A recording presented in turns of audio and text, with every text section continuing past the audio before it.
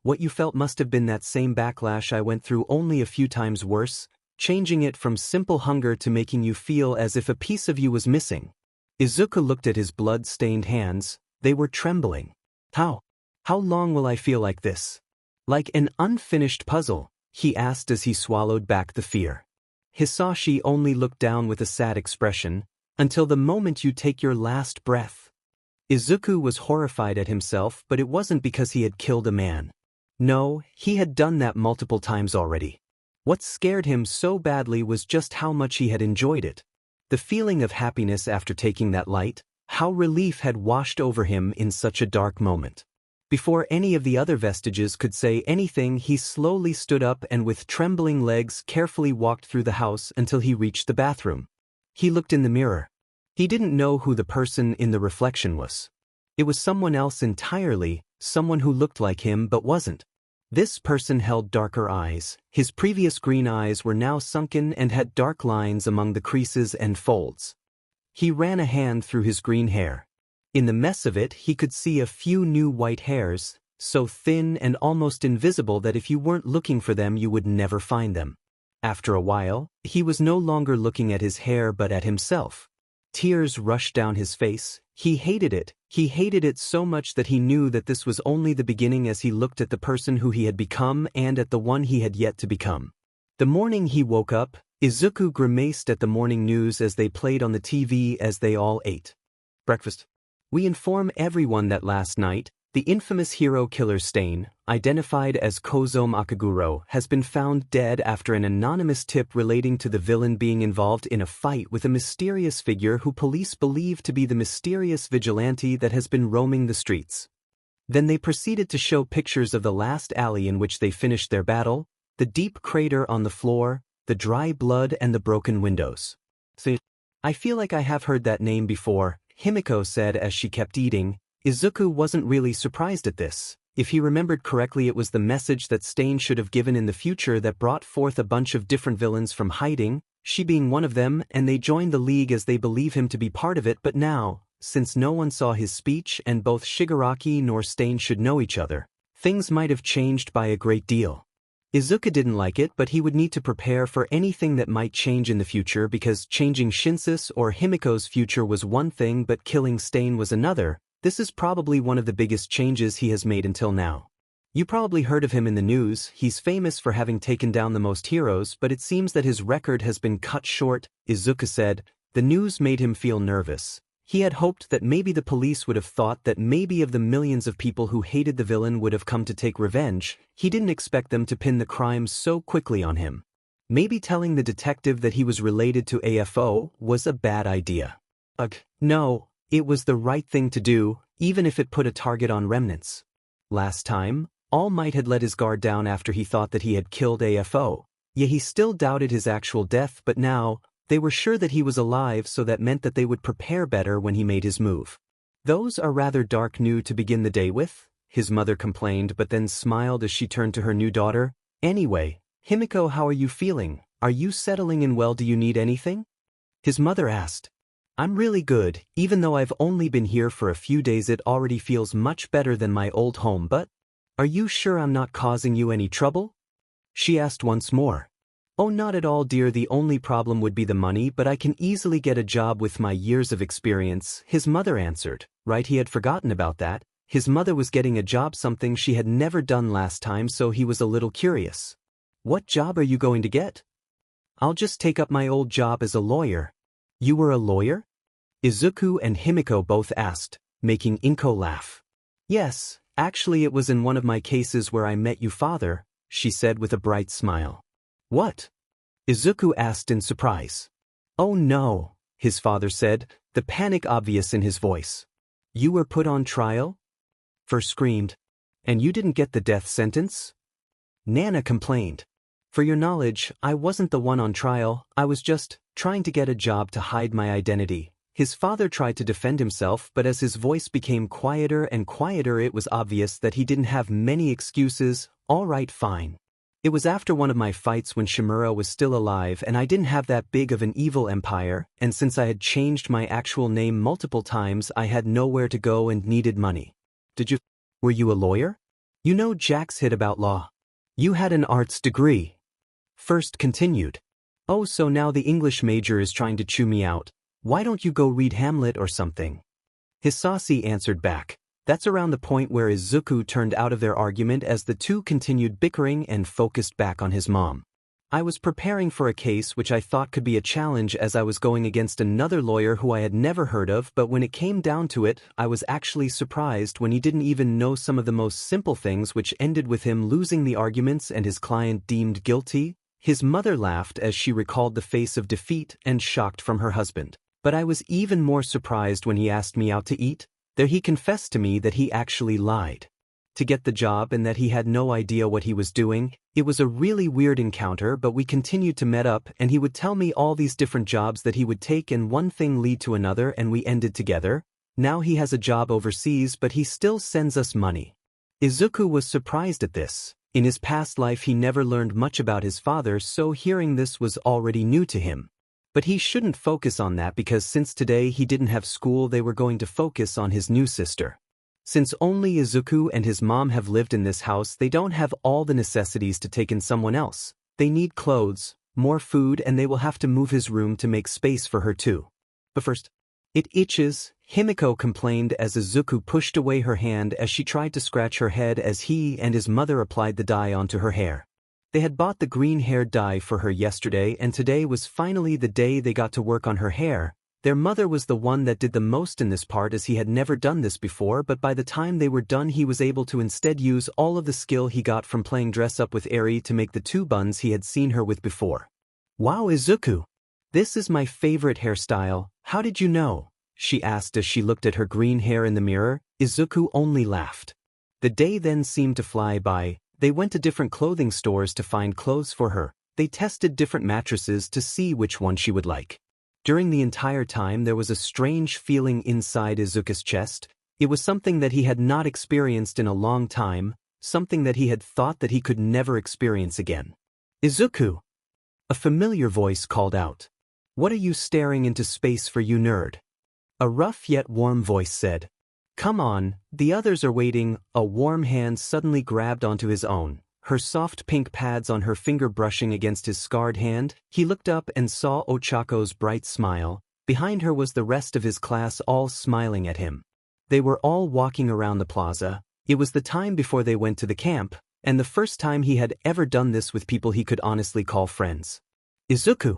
Himiko said, bringing him back to the present. She tilted her head looking at him with a small smile on her face. He apparently had stopped walking when he got stuck in his own old memories. Old memories? Could he even call them memories anymore? Those events might never even happen because of his actions, and those memories were from a timeline that might not even exist. In all honesty, these memories of times gone are nothing but a curse now. So maybe... Izuku wiped away the small tears that had gathered in his eyes and answered her smile with his own. Sorry, I got lost in thought. He walked faster to catch up to them. Maybe it's time to make some new ones. Izuku let out a sigh. Today had been a much more exciting day than he had expected. Walking around town with his family, going in and out of stores, it made him feel so normal, like he wasn't some time traveler from a terrible future. It was nice. But now all he wanted was to take a nice long rest, as tomorrow he would need to go back to school and actually begin to deal with Bakugo. He slowly opened the door and stepped inside, his feet causing a wet slap as he stepped on some kind of puddle. Huh! Only then did he realize that this wasn't his room. In front of him laid an entirely different world. The sky above him pitch black. Not a single star could be seen above him, but in front of him were many things. Bodies. Corpses. All covered in blood as their lifeless bodies made up the land, their white and empty eyes staring into nothing, but they made him feel as if thousands of little needles were stabbing him. He turned around to open the door and run, but behind him was nothing. The door was gone, leaving only the red and black wasteland to expand endlessly in front of him.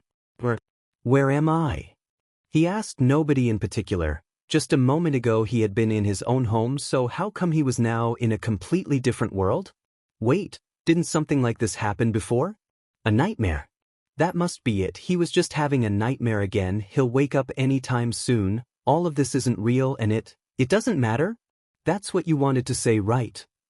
A voice said behind Izuku which sent a shiver down his entire body. It wasn't scary or threatening, it was actually monotone, not showing a single hint of emotion. The reason it filled him with such fear was because it was his voice. He slowly turned around and was shocked to see another him, the older version of him to be more specific. His messy hair pulled back in a small ponytail, his sharp cold dark green eyes looked at him with no emotions. He was at least 2 heads taller than him, and the green hero suit that was stained in blood only made him look more menacing. What are you? Izuku asked, his voice trembling. What a stupid question. I'm you, the older Izuku answered, but that's when he noticed, it wasn't exactly his voice. It was thousands of other voices all speaking at the same time. Where are we? Izuku asked as he looked down. His feet were inside a small puddle of blood, but around them the ground was made of thousands of dead bodies, but he didn't recognize a single one of them. This place. It's a place made of your own guilt. These are the bodies of the people you couldn't save, the ones who lost their lives waiting for a hero to appear and save them only to drown in despair as they realized that no one was coming. Older Izuku explained, the 1,000 voices inside him making every word he said echo. A heavy weight began to press on Izuku's chest as he heard the other version speak. The people he couldn't save. The ones he let down. But no one's dead yet. I got another chance. I can save them. I can save. Izuku was cut off by the sudden hand that wrapped around his neck and lifted him into the air, making him choke. And you think that exempts you from your own sins? You're just making excuses, and you know that. Older Izuku kept his strong hold on Izuku even as he clawed at his gloved hand, his expression never changing.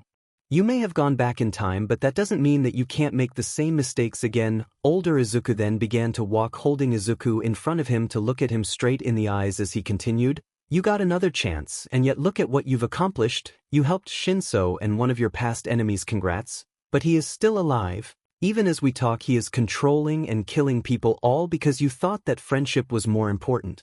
You are wasting precious time. Do you think that you can make those people your friends if they are dead? As he kept walking, Izuku noticed that the deeper they went into the empty land, the more corpses he recognized. At first they were just some heroes that he remembered having seen in the news, but soon they became the one he remembered that had helped him, like Hawks or Endeavor. Their empty eyes only made the weight in his chest become heavier. People died and will die because of your fall, so use this chance to win. That last word was the first one that his other self said with any hint of emotion, and it was anger. You can't afford to lose because so many people died already to pave your way with their corpses, and if you lose that would render their sacrifices meaningless. His voice only got louder and louder as his eyes began to take a red color and the grip on his neck tightened. In the floor under their feet he saw his teacher, Mr. Aizawa, Midnight, heroes that had tried to protect him and his class. You can't lose because you are the only one who remembers the tears they shed, the blood they spilled, the hopes they left for you to carry, and if you lose, who will make them come true, who will make that brighter future that they died fighting for? His friends, Uraraka, Ida, Bakugo, he just stepped over them as if they were nothing more than stepping stones for him. So stop being a coward and walk through the blood and scale your way up with their bodies. Your hands are already dyed red with their blood, so who cares if they get even more dirty? Then his family, his mom, All Might, their faces so horribly empty that they made a whimper come from his mouth. Bare your teeth. A beast is better than a dead man, and a villain is better than a dead hero. Finally, he stopped, leaving Izuku hanging over a massive pit that led to an endless abyss. Izuku had stopped struggling and could only let the tears roll down his face as pathetic whimpers escaped his throat. He looked at his other self, whose face was now contorted with anger, his red eyes looking at him as if he was nothing more than a pathetic insect. Whatever you do, whatever you become. He let go and Izuku plummeted, but his voice still reached his ears as if he was right in front of him. You cannot lose. Izuku only realized the consequences of his actions when he finally went back to school, even though he had a pounding headache from last night's nightmare. The news about Stain's death had spread like wildfire since he kept hearing people talk about it all over his school, and he wasn't sure if he liked the responses. Many were really happy to have someone so dangerous out of the picture, but the news that a mysterious vigilante was the one that took it out made some doubt the ability of the heroes, since they had already been chasing after the villain for a long time. Another drawback that only Izuku knew about was that soon many other villains would begin to pop up, all thanks to Stain's inspiration, but the good thing is that since this time he didn't have any connections to the League, the villains would be running around like headless chickens instead of gathering around one point. Okay, so we got rid of Stain really early, changed the vampire girl's fate and helped your purple-haired friend. You've still got a little more than a year before you go to UA, so that leads me to ask, what's next? Asked first as Izuku walked through his school. Well, one of them would be to try and fix my relationship with Bakugo, since that was something we kind of just left unresolved. As much as I would like to try and save Eri, right now, even with the extra quirks, I don't think I am a challenge for either Overhaul or his thugs, so that will have to come later. Izuku then fell into deep silence as he thought about a small idea that had been growing in the back of his mind. How are we going to get into UA? His question made the others raise an eyebrow, since the answer was obvious. Well, by doing the entrance exam, said third, but Izuku just shook his head. Before I was able to take the exam because All Might gave me one for all, but we already decided that taking it again would be a bad idea, since we don't know what could happen to you or me if I had a second copy of it, and I think that since I am planning to be friends with Bakugo again and the new family member, I feel that the excuse of getting my quirk in the middle of the exam won't hold up. Izuku then stopped as he continued exploring the idea. Last time, he and All Might had gone with the excuse of him getting his quirk in the middle of the exam when he blew the zero-pointer away, but back then Bakugo didn't pay him attention and it was only him and his mom, but now there was going to be a lot more eyes on him, and suddenly getting a quirk, and one that had nothing to do with his family, would call too much attention, so maybe? So what you are saying is that you want to get your quirk earlier than last time to not call as much attention as you did before? That's a good start, but what are you going to use as your quirk? And when would be a good time to suddenly reveal it, because just waking up and saying, I got a quirk, doesn't sound any better, said Nana, and Izuku agreed that she was right. Choosing a quirk and time was really important, since it could either make the lie more believable or completely break it. And really only one moment came to his mind. What do we have here? You'll make a perfect skin suit for me to hide in, kid. He always wanted to get the chance to get back at that Sludge villain, and that would be the perfect moment to do it. Now the other question would be his quirk. It needs to be something that fits his story, and since his mother could attract weak object, which would fall into the category of telekinesis, and his father could breath fire, then Izuku got a bitter smile as he thought of the answer. Todoroki will not be happy. So now, how does he get that kind of quirk? Is there one in the list, or maybe he could try and force an Evo? Deku! Bakugo suddenly slammed his hand on his desk, snapping Izuku out of his thoughts. When did he get to his classroom? How long was he spacing out? Anyway, right now that doesn't matter, because someone finally got enough confidence to move. You and I are going to have a little talk, got it? Bakugo ordered, leaving no place for rejection, but Izuku just gave him a cold look. In his red eyes those usual flames of anger were a lot dimmer. A good beginning. Izuku then stood up and followed Bakugo through the school in silence, the other students looking at him with sneers in their faces, as they probably imagined how he was going to get beaten into a crying mess. Bakugo then led him to the back of the school, where he stood glaring at him, and Izuku just gave him an uninterested look. What the hell happened? Bakugo asked, which only confused Izuku. What are you talking about? Izuku asked back. You know what I'm talking about, you changed, so what the hell happened? Bakugo clarified. He wanted answers, and Izuku could guess why. In all truth, Bakugo knew him better than anyone, even his own mother, and a sudden change in his personality like this would definitely catch his attention.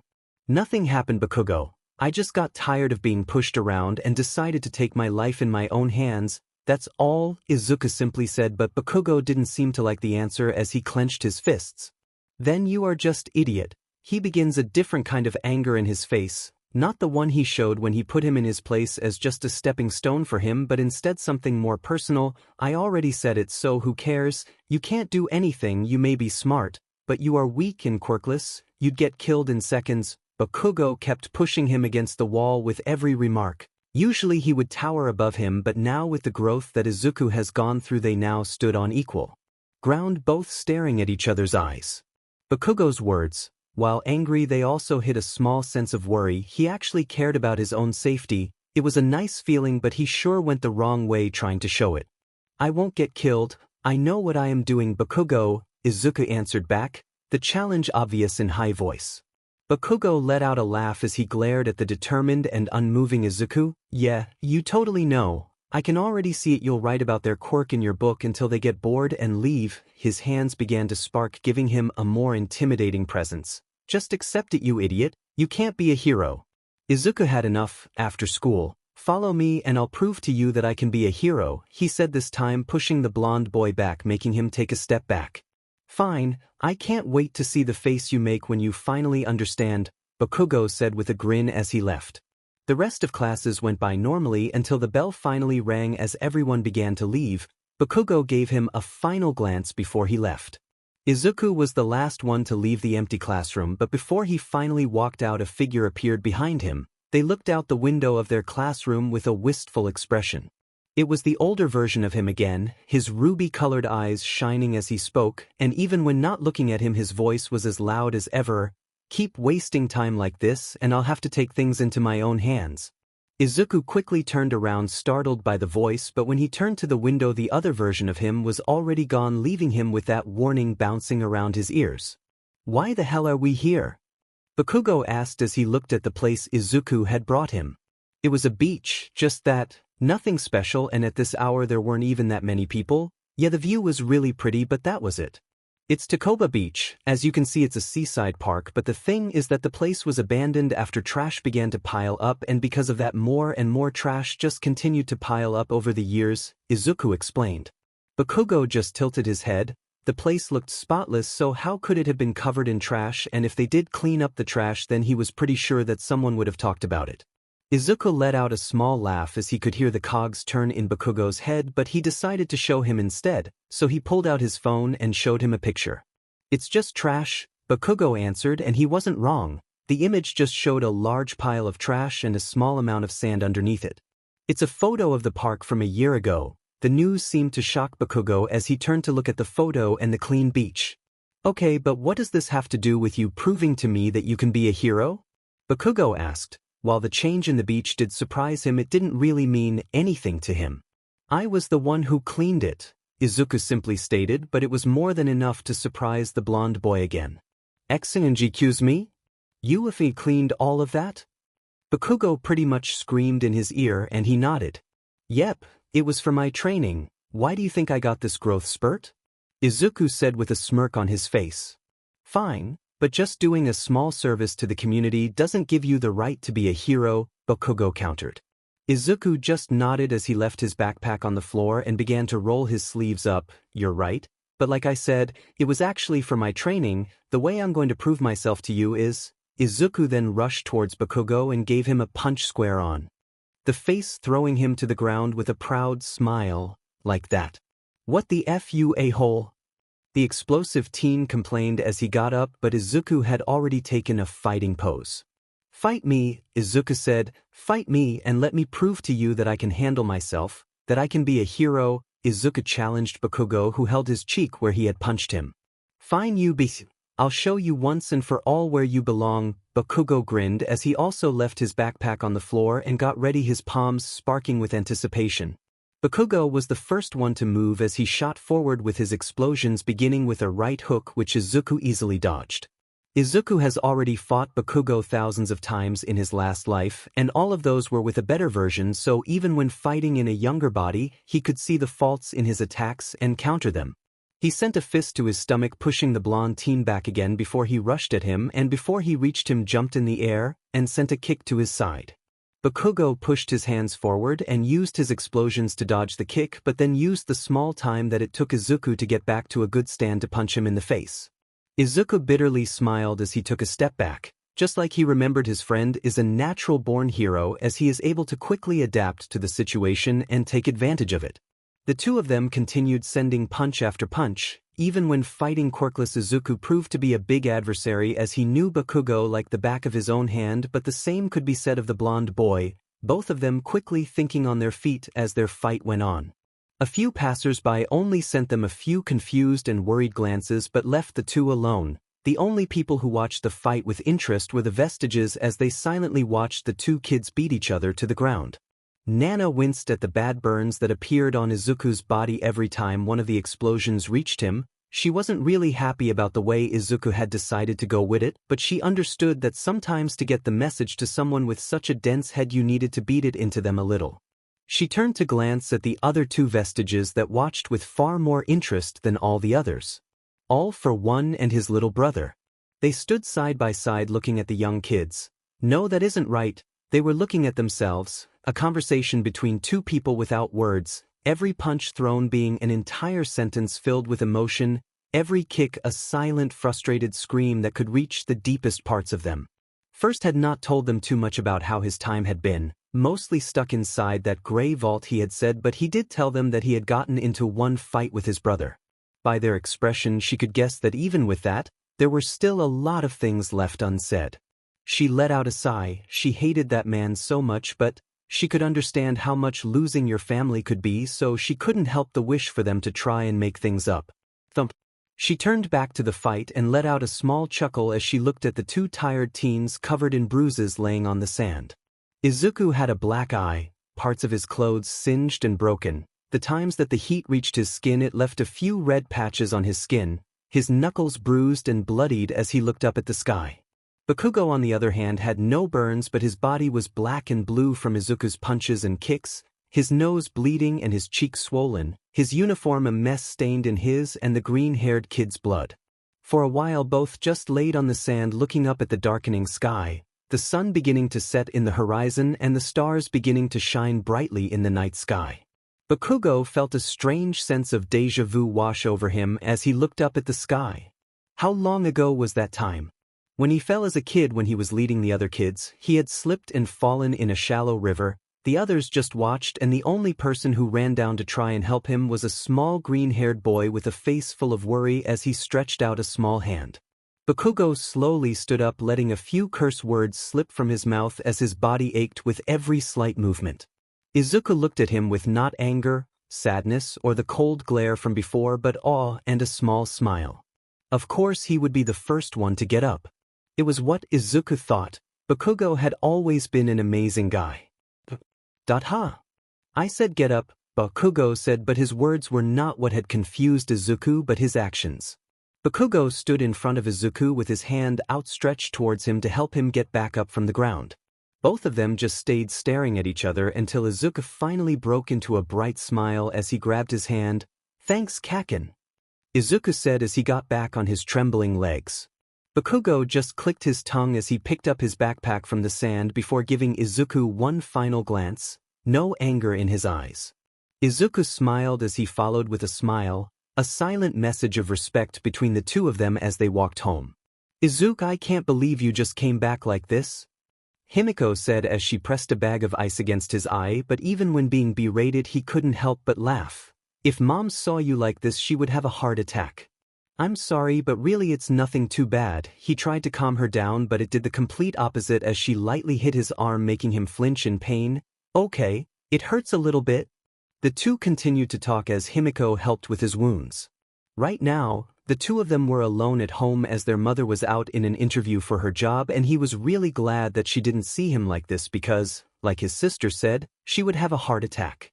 Suddenly, Izuku's smile fell. Yesterday's nightmare and today's message from his older self coming back to his mind along with the other incidents, the stolen quirks pushing his emotions to the brink, stealing Stain's quirk, all of it left a sour taste in his mouth.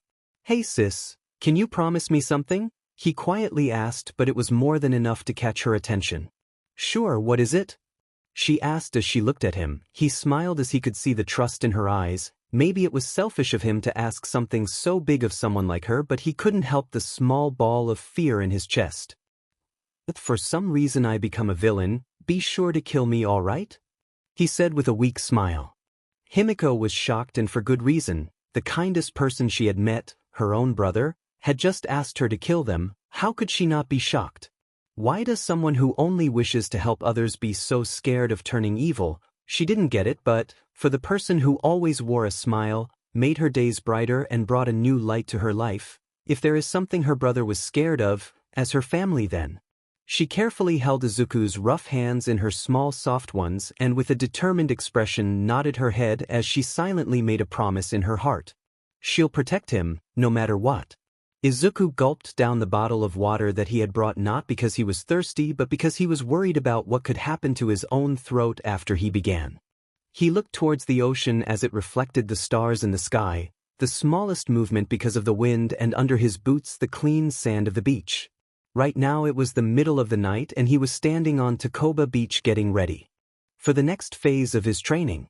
Since his friendships had already begun to grow, the next thing to work on was his alibi to get into UA. Since he decided that stealing the quirk that he wanted would consume too much time and it was still a traumatizing experience to him, he decided for the second best option, which was forcing an awakening on a quirk. Are you sure this will work? Awakening a quirk is not so simple as just training with it, his father said, and for good reason. Quirk awakening is a still strange concept on the world. Even in the future there was still a very little amount of information known about it. The only thing for sure was that it was an evolution that the user's quirk would go through in a stressful situation to keep its user alive. His plan was a little dangerous, but it was also the best he could do right now without putting his life on the line. Now came the other question: what quirk would he use, because he couldn't just use any quirk for his lie to hold up. Fire manipulation, or famously known as pyrokinesis. It was the perfect lie, the combination of both his mother and father's quirks. People may be confused about it coming so late, but it was easier to explain a lie about that than trying to explain the sudden appearance of a quirk that didn't appear in his family tree. He took a deep breath and he could feel his chest fill with heat. His throat began to shine a bright orange. He felt as if his lungs filled with scorching air similar to that of a desert. And he let it out into the sky. From his mouth a large flame of orange and red shot out, lighting up the night. The flames only lasted a few seconds as they finally died, leaving only the strange feeling of warmth around. The quirk his father used to hide his identity with his mother. Fire breathing. He coughed a little as his throat felt dry and his mouth stuck the taste of ash to his tongue. The drawbacks weren't bad, just annoying. He put a hand to his chest as he felt the warmth that it gave off, as if a small ball of heat had appeared in his chest. After finding it inside AFO, Izuku felt a little confused about why it was there. It wasn't a powerful quirk like the others, and his father could have given it up to one of his nomis, but he didn't. He kept it. Did he grow attached to it? Oh no, that's bringing a lot of confusing feelings. He needs to concentrate back on what's important. He had the quirk, so now he needed to bring the danger into the equation, and what better way than the quirk that could make him explode? He took another deep breath, activating both the fire breathing and one for all at 3%, making his body tremble slightly. 3% was his maximum output without any help from the other strengthening quirks, but it wasn't enough. 4%. His body began to shake even more and he could feel his muscles begin to clench. 5%. He begins to breathe as his body begins to tingle, the green sparks around him making his hair stand up. 6%. He begins to make small licks of fire appear around his mouth as his head is stricken by a headache and his body is hit with a bone-deep pain as if his own body could break like glass. 7%. Izuku pushes through the pain, ignoring all the warnings his own mind gives him as he takes a deep breath that fills his chest with a sharp pain and lets out another breath of fire, this one brighter than the last, before falling to his knees, breathing for air as his body trembled in pain as if he was being pierced in all sides. It failed. OFA gave the quirk a slight boost but no awakening. He laid down to let his body rest and wiped the sweat around his forehead. He knew that this would take a long time to work, so he didn't feel discouraged, but wow, did it hurt. Okay, once more. Following the beginning of his new training, the days began to blur together for Izuku. With him slowly fixing his relationship with Bakugo, his days became a lot more peaceful and quiet as the other students didn't dare approach him. After one day, Bakugo sat down and silently ate lunch with him. His time at home also became much quieter as his mother now spent more time out because of her work, but he spent most of his time helping his sister since they had decided to put her in online classes until she could go to school with him next year. The two of them took the time to bond even more, and he had even told her about Bakugo, which she had taken a lot worse than he had expected. So let me get this straight, your childhood friend, who you literally treat as if he was your own family, but when he found out you were quirkless he started to bully you, and nobody stopped him? She said, screaming in anger. Why yeah, but we are beginning to fix things, we are talking things out, kind of, and we've made a lot of progress and you aren't listening. Izuku stopped as he noticed that her sister began to mutter to herself, saying some things that confused him, like, "the moment I see him," but the image made him laugh a little, which caught her attention. "Sorry, it's just that seeing you like that made me think that you already look like part of the family," Izuku said, causing her to pout and playfully punch him in the arm before the two began to laugh. When night came, he changed his usual vigilante outings for his training, which had yet to show any progress, but he was confident that it would work, and if it didn't, he still had more than a few backup plans in his sleeves. The disappearance of Remnant was not unnoticed by the people, as cases of random thugs or villains being less and less as the days went by after the Stain incident. This sent many people to theorize that all he had done was just to get Stain's attention and take him down. Others said that he might have died from the injuries of the fight, but no one could reach a satisfying answer. The most annoyed people by the news were the detective, All Might, and Aizawa, who after meeting Remnant was then told about All for One and One for All, which only gave him a headache but still agreed to help. Remnant had been their only lead to AFO, as they weren't sure if he could still be alive. All they knew was that someone had a connection to him, but the way they acted made no sense to them. If they really were evil, why would they go around taking down villains? It doesn't make sense, Aizawa argued to Toshinori in his skeleton form, who now sat in the detective's office, who was messing with the various papers on the board and a red string. They may be people who tried to oppose him, and the kid might be their personal cleaner, who is just getting rid of the trash, Toshinori said. Whenever they talked about this, he always took the darker looks, and this only caused more problems to the trio because Aizawa just couldn't agree with him. Obviously he had dealt with kids who were villains. He never liked those cases, even less now that he had a kid who had been a victim of abuse. What if he is controlling them? Maybe keeping their family as ransom to make sure they follow orders, Aizawa said. He couldn't help trying to defend the kid. His small interaction with them on the phone had left a mark on him. The kid sounded fine. He even joked with him at times, and if he knew his personal phone number the entire time, then he could have asked for help at any time. Aizawa, I know that you want to help the child, but if they are related to that man, then it is already too late for them. All for One is a manipulative BSRD. How do we know that he hasn't already groomed him into the perfect assassin? Toshinori argued back, his expression grim. Aizawa grit his teeth. Maybe his own judgment was clouded since it came down to a child, but he just couldn't help but see his own son Shinso in that kid, someone who didn't get the help they needed and ended going down a dark path. But what made him the most angry was, "And you call yourself the symbol of peace when you can't think of anything but getting rid of a child instead of helping them," was what Aizawa said before storming out of the room. And in the blink of an eye, the last year of middle school began for Izuku, but this time he wasn't alone like the other times, as him and Bakugo had finally gotten to speaking terms, even if they were just small talk. The other reason being his sister joining his class, and that sure was a day to remember.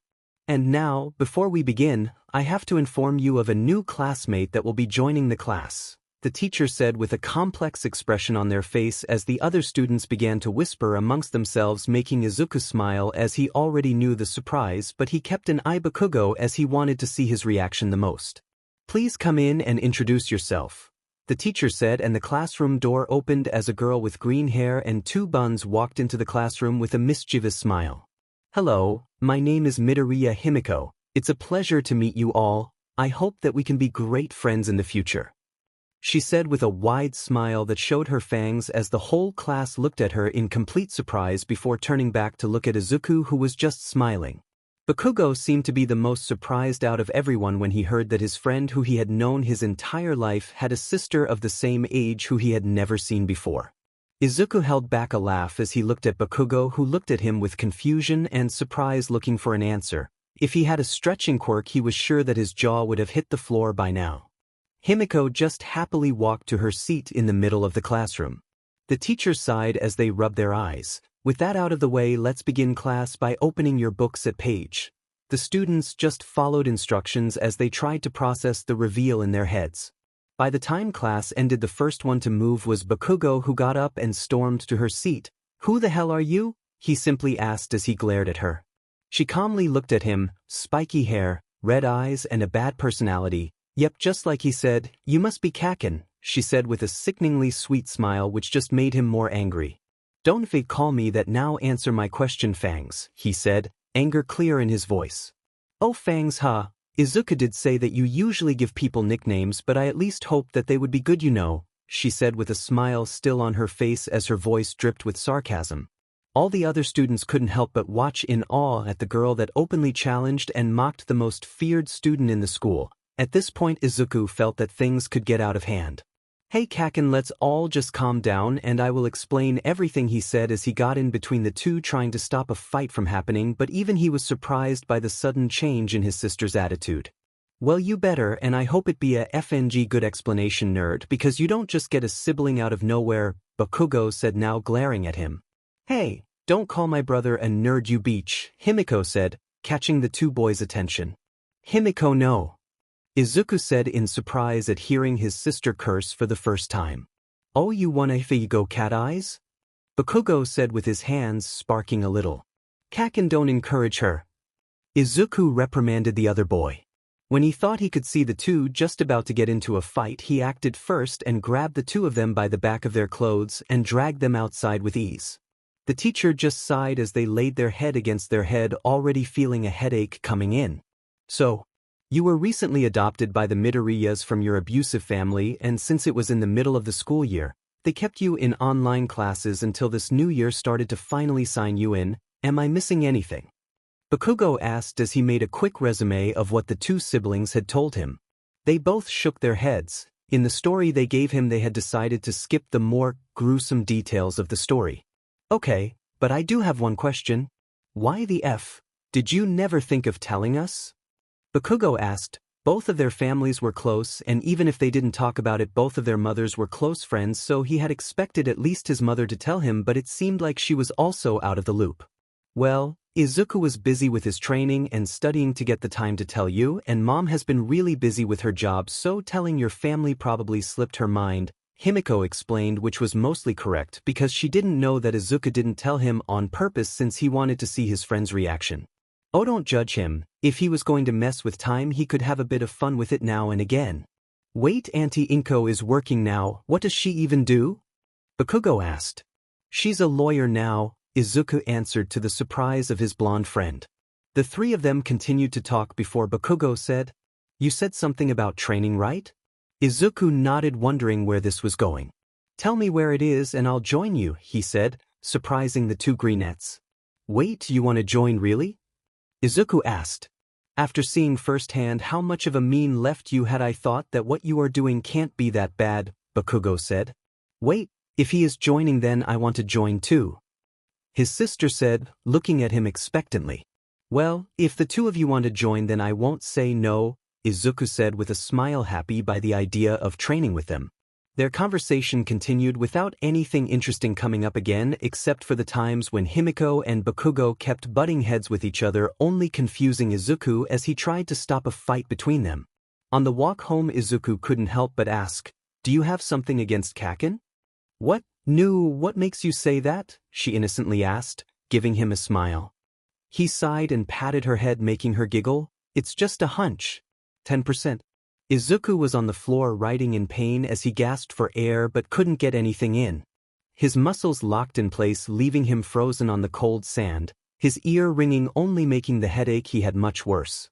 The only warmth he felt was the one of the blood that came from his nose, the cold air sending shivers through his body, and the sparks around his body felt like he was being struck by lightning over and over again.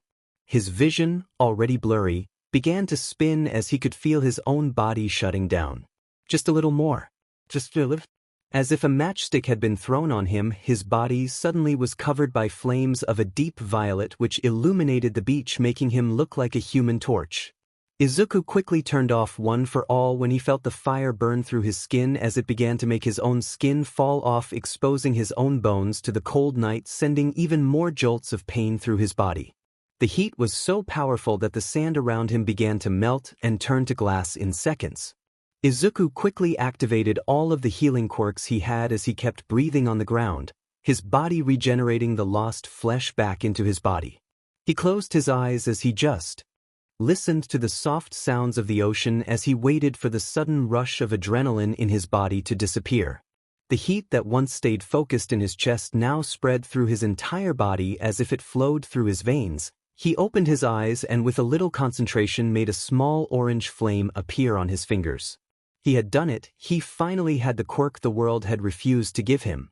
Izuku absent-mindedly stared out the window watching the trees slowly move because of the wind, following the leaves that fell and slowly glided to the floor.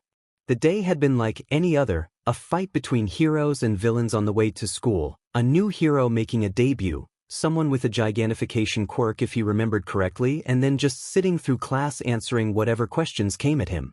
But something caught his attention. So I'll be handing out printouts on your desired life course, but... The teacher stops with the pile of papers in his hands as he then throws them into the air as he continues, but all of you just want to be heroes, right? The students burst into cheers as they all used their quirks, but Izuku just sat there quietly as he clenched his fists. He remembers this.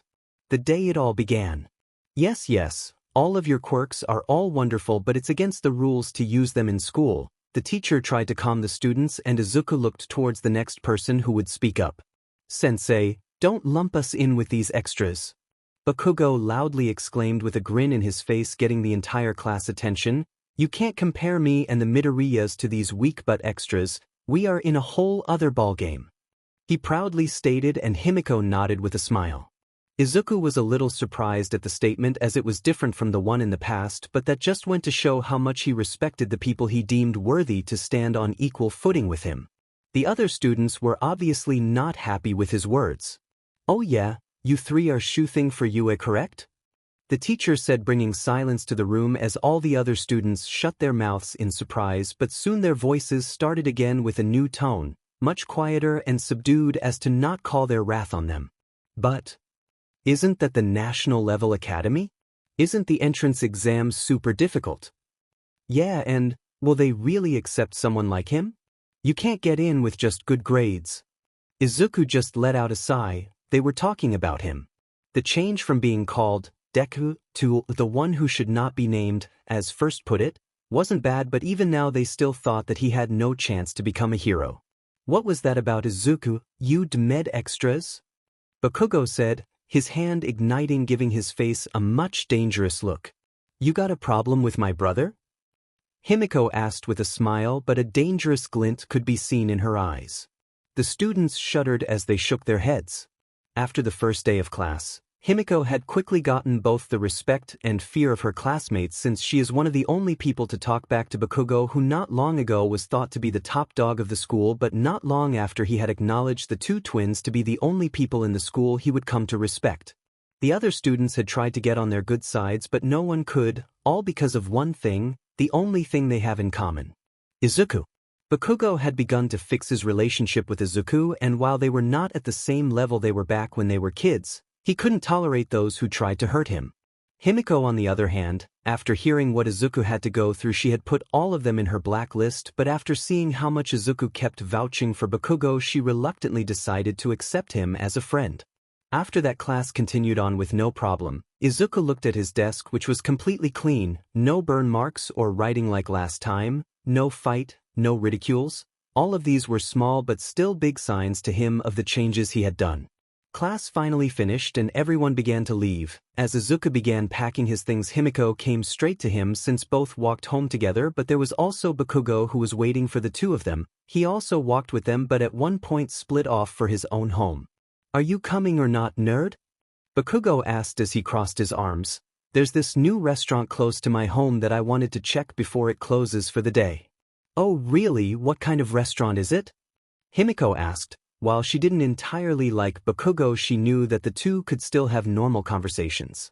Izuku continued to pack his notebooks while the other two talked until he stopped before grabbing the last one, Hero Analysis for the future number 13, written in the front. He slowly grabbed it as he remembered what was supposed to happen to it, and the memory seemingly played in front of his eyes. He saw his small self panic as a different Bakugo picked the notebook up and burned it with his quirk, as he then threw it out the window as if it was a piece of trash. He could only watch as months of hard work were lost in seconds. Bakugo began walking away, laughing at his demise, leaving him trembling in a mix of anger, sadness, and slight fear. If you want to be a hero so badly, why don't you just take a swan dive off the roof and pray that you get a quirk in your next life? Words that were covered in venom and sharp as a knife stabbed at his heart as he tried to say something only to be shut by the sound of the explosions in his hand that made his skin shiver. "Earth to Izuku, you in there?" Himiko's voice snapped him out of his mind as she waved her hand in front of his face. He must have gotten caught inside his head again. "Are you okay, Izuku? You've been doing that a lot lately," she asked as he finally put the book in and picked up his bag. "Yeah, I'm okay, I just have a lot on my mind lately," he answered, which wasn't a lie. As this day got closer and closer, he couldn't help but keep reminiscing about his past life as events became more and more familiar but also slightly different. Bakugo and Himiko looked like they wanted to say something but held back as they all left the school. They spend their time talking until Bakugo finally splits off their group, leaving the two siblings alone. They continued talking until they reached the tunnel that they always pass to reach home. Izuku turned to look at the manhole as his sister was walking in front of him, and he closed his eyes as he took a deep breath and steeled his nerves for what was to come. The sound of the sludge moving through the holes of the manhole and forming the gross mass that was the villain behind Izuku caught the two greenettes' attention. "What do we have here? You'll make a perfect skin suit for me to hide in, kid." His gross stench breath and his breathy voice sent Izuku into action as he pushed Himiko away as the sludge wrapped around him. The sludge wrapped around Izuku like a snake and blocked any way for him to breathe. The disgusting stench of the sewer it had been not too long ago filled his lungs, making him Izuku! Himiko screamed as she began to claw at the sludge only for it to go through her fingers, panic rising in her body as she found her attempts at helping her brother completely useless. The villain began to laugh at the poor girl's panicked expression. "You can't grab a hold of me, I'm amorphous, so stop being a bother." The villain raised a tentacle ready to slam it down on her. Izuku might not have been able to breathe, but he knew that he couldn't continue to play the same script as before. Heat began to spread through his body, the blood in his veins beginning to boil as small flames appeared on the tip of his fingers. He stopped clawing at the sludge and instead shot it upwards towards the villain's face. Most of his body was liquid, meaning that any attack against it would be useless, but two parts of their body had been kept the same, making them a perfect weak point. His hand grabbed one of the villain's eyes, making him scream in pain and weaken his hold on him, but he wasn't finished. The small flames began to grow as they converged around his hand before exploding in a scorching wave of red flames, causing the villain to let out a screech of pain as he jumped away from the two teens.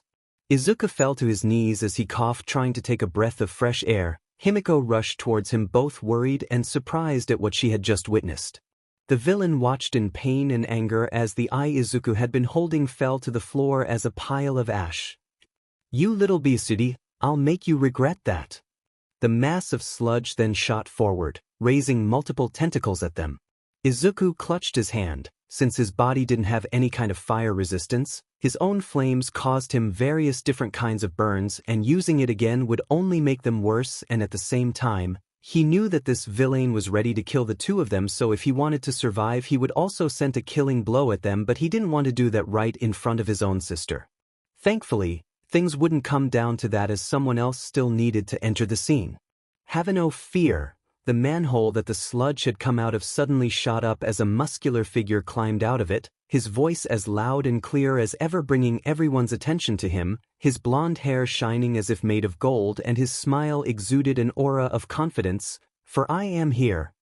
All Might, the #1 hero." Izuku could barely hold back the smile that grew on his face at seeing the man he had considered a father once again standing before him. The villain stopped his attack out of shock as the hero that he had been running away from finally caught up to him, fear clear as day in his face. All Might took a quick glance of the situation, his eyes sweeping past the two green-haired teens and finally landing on the villain. "It appears that you young ones have been able to handle the situation on your own, and I apologize for having placed you in such danger, but now I'll make up for my mistake." All Might pulled back his fist, and both Izuku and the sludge reacted to the movement. Izuku jumped to get a hold of his sister, knowing exactly what came next, and the villain, even knowing that it was useless, tried to run away. Texas? Smash. With immense speed, All Might threw his fist forward and with a great scream from the depths of his heart caused an enormous amount of air pressure to rush forward and sent the villain to splatter all over the tunnel. The siblings were not safe from the attack either. Even if they weren't the intended target, The amount of strength that the single punch contained was enough to send them flying. Izuku held on tight to his sister as his back hit the wall, taking most of the hit for the two of them. He almost wanted to laugh. Last time he had gone unconscious from that punch, but now he only had a headache. It worked as a good show of how much he had grown. The same thing could not be said about his sister, who seemed to be seconds away from puking. Izuku watched as All Might moved at incredible speeds to pick up the scattered villain into a soda bottle. The speed at which the hero moved surprised Izuku, as he had gotten used to the already retired All Might from the future, and seeing him back in this part of his life was hard for him to get used to. After he was done with the villain, he changed his attention to the two siblings who were finally getting back from the floor, the male helping the female one to stay on her feet while her face was still green. Young ones, I am glad to see that you are unhurt. Again, I apologize for getting you wrapped up in my mess. I must be off my game today. All Might said as he laughed at his own joke. Izuku just smiled as he tried to ignore the ghostly figure of his father that tried and failed to pull the hair of the hero, as Nana also tried to pull them away. But thanks to you, I've shut him into this bottle. The blonde hero proudly showed him the bottle of the Sludge villain with its one remaining eye floating inside. Izuku tried to speak, but All Might only continued on. Oh right, wasn't his time up by now? Now I must deliver this perpetrator to the authorities. Next time we meet, it shall be through a TV screen.